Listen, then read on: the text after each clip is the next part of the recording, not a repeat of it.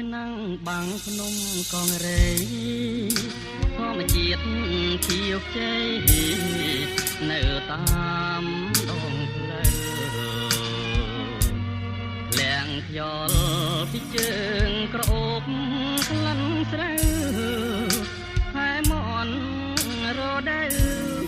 ស្រណោះអើយភ្លេងកាលបងឃើញស្រីក្នុងវ័យក្រមុំដណ្ដប់ផាហុំរំយោលសាចា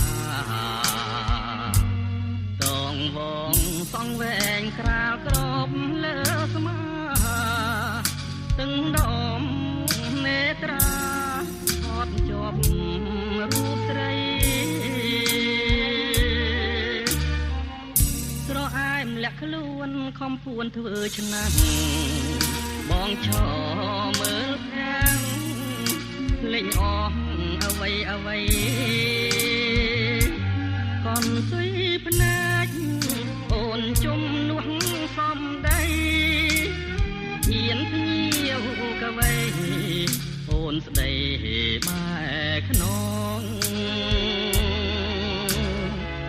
បើភ្យាអក្រាតាមសចុងឆ្នាំក៏អើយជួយផ្ដាំទៅស្រអែមផងបើម៉ែបង្ខំអូនឆ្លើយដាំងបងចំនួនសំណងបងសងទាំងអស់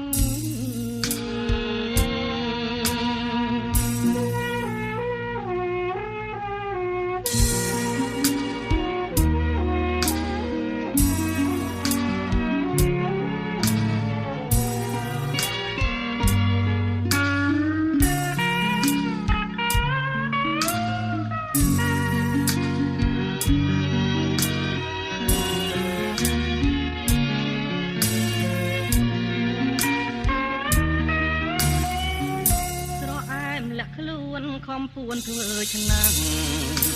បងឈរមើលភាំងលេងអស់អ្វីកនស៊ុយភ្នែកអូនជំនួសសំដីហ៊ានភ្ញៀវកវៃអូនស្ដីបែខ្នងបងផ្ញើអក្សរាតាមកចុងឆ្នាំក៏អើយជួយផ្ដាំទៅស្រ